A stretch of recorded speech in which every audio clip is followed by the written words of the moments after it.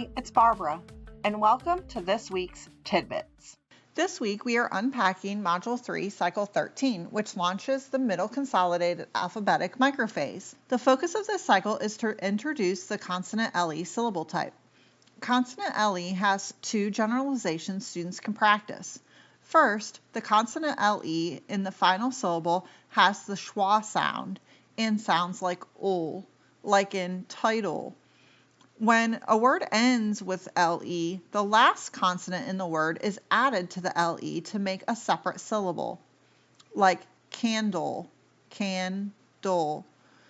In this cycle, students also review the generalization for when dropping the final E to add a vowel suffix. The consonant LE generalization poster is shown on the screen. You can access this poster and a poster for adding vowel suffixes using the Gen Posters bit.ly on the screen or the QR code. Of course, you can always reference the generalization resource document to give you background information on all the different generalizations. To make sure your students are mastering the content, look for the embedded checks for understanding throughout each lesson. If you're having trouble finding something, look in the lesson narrative in the section called Differentiated Small Groups Work with Teacher. Cycle 13 is the first cycle of Module 3. Lesson 61 of the cycle kicks off with words, rule, and syllable sleuth. Students encode and decode words with consonant LE syllables. Words rule is where you explicitly teach the generalization when a word ends with LE, the last consonant in the word is added to the LE to make a separate syllable. The example we used before was candle. The final syllable is pronounced ul. Don't forget you have a generalization poster for consonant LE. During syllable sleuth, students add consonant LE to their list of sight syllables.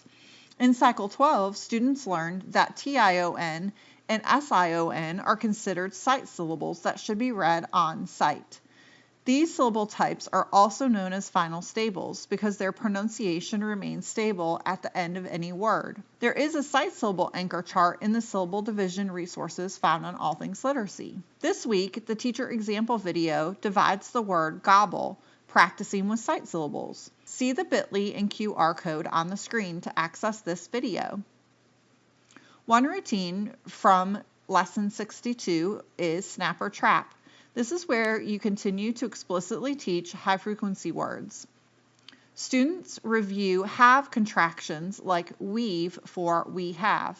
Add all of the words to your high-frequency word wall at the end of the lesson. Lesson 63 continues the instructional practice word parts.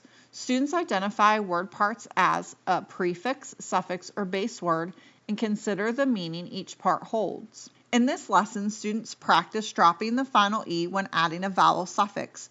For example, when changing the word write to writing. Remind students to use their morpheme monitor strategy for decoding. Encourage students to quickly decode familiar prefixes, base words, and suffixes with automaticity. The anchor chart for this is on the screen. Lesson 64, Fluency, includes your explicit teaching and practice for accuracy, rate, and expression using the decodable reader. The focus of this excerpt is to chunk words together within a sentence and focus on punctuation to read smoothly.